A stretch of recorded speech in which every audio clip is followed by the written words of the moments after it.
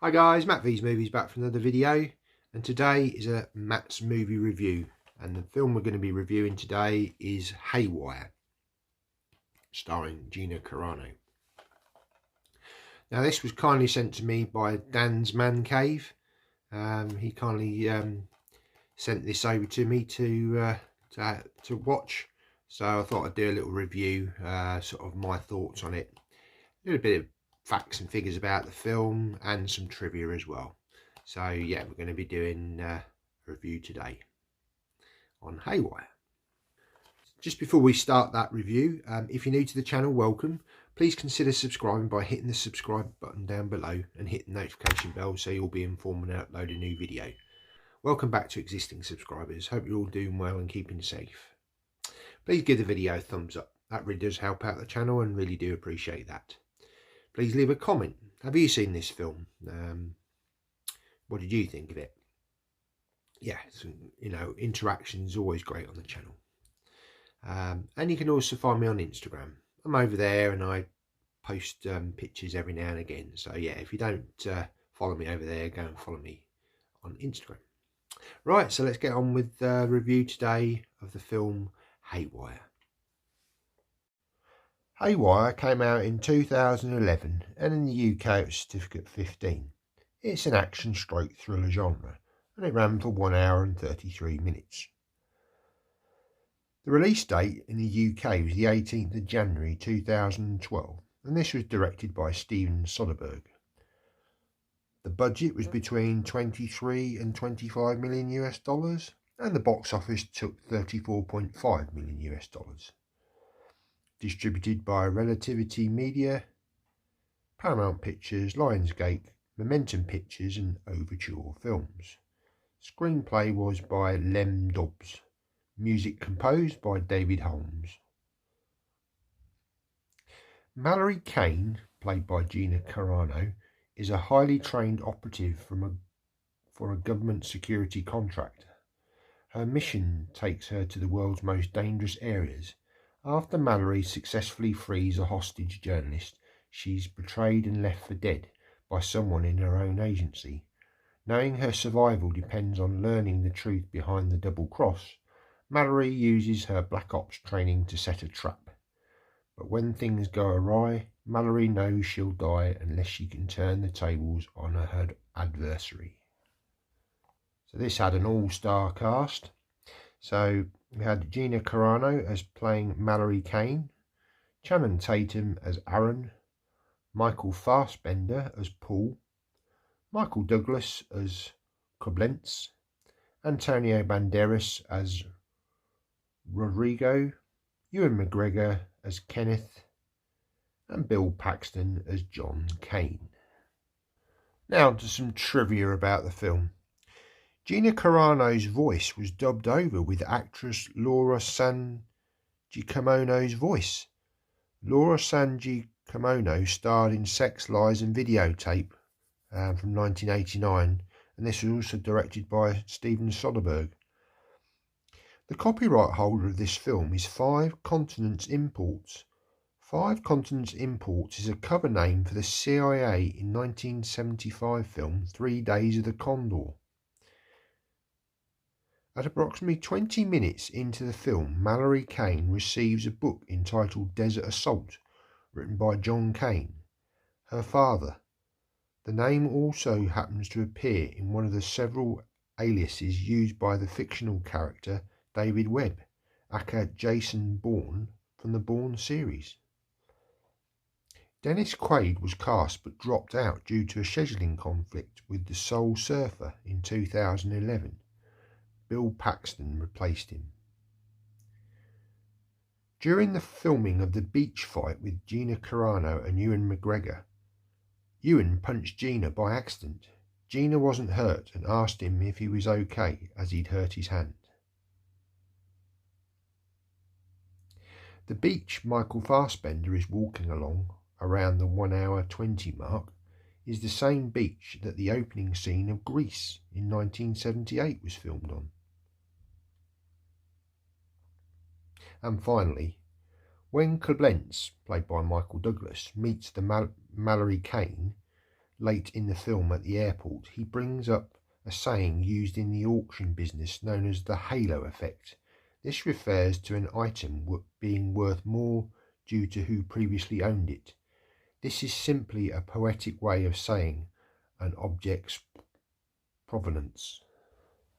And so on to some thoughts about the film. I didn't mind this. It was a neat little thriller. I thought Gina Carano was probably the outstanding part of this film. I thought she played the part very well. She's a great action star. There's some really good sort of action set pieces in this, where she's sort of doing hand-to-hand combat, and really enjoyed that aspect of the film. Overall, I found the film, it was fine. Something I wouldn't necessarily revisit anytime soon. If it wasn't for her being in it, I would have kind of forgettable, to be honest.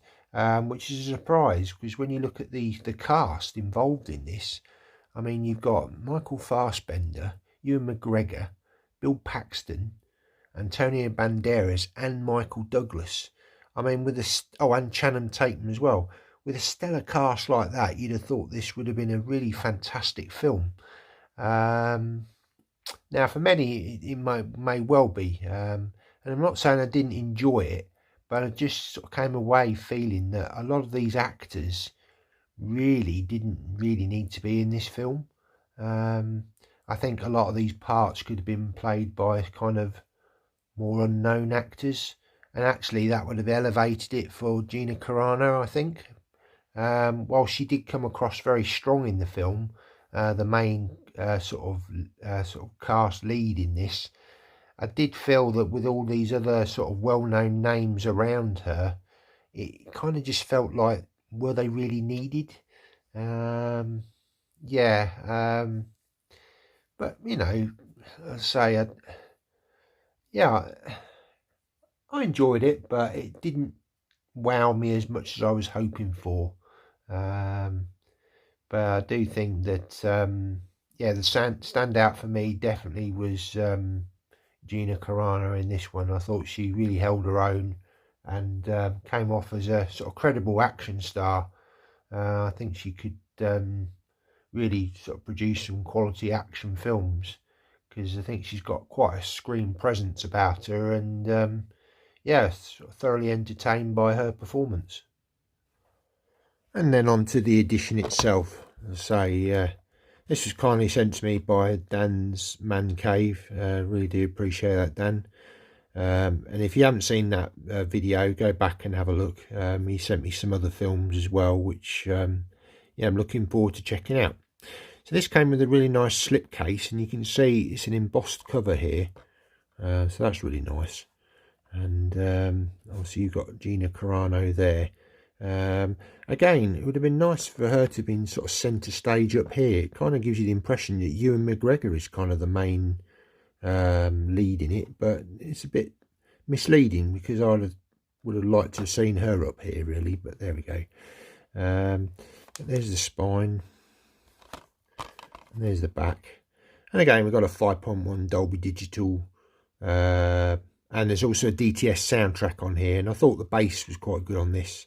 Often with DTS soundtracks, it is usually a very good bass, and picture quality was fine. You know, it was 1080p, 16:9 original aspect ratio of 240:1.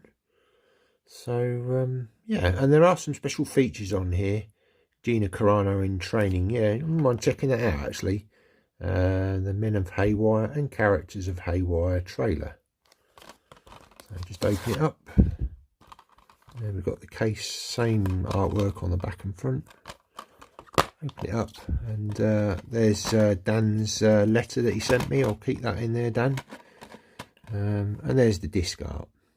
So yeah, and I say I'll probably revisit this at some point, but it's not one that I'm going to be sort of rewatching regularly. But it's if it wasn't for her in it, I think I would have probably wouldn't be that impressed with it, but I do think she sort of was the real outstanding part of this film, definitely. So yeah, many thanks for sending that way to me, Dan. So guys, that was just a quick review of the film Haywire. I say entertaining film. I was expecting something a little bit more, certainly with this stellar cast. But as I said in my review, it's certainly the Gina Carano in it really sort of stole the show in this one, if you ask me. I thought she did really well, and yeah, shows that she's a real sort of, you know, badass sort of you know, action hero. She really held her own in this, and I thought she did really well. But yeah, no, a good film, but nothing like amazing. But yeah, so that's my review of Haywire. Hope you enjoyed the review. Take care and see you in the next one. Bye now.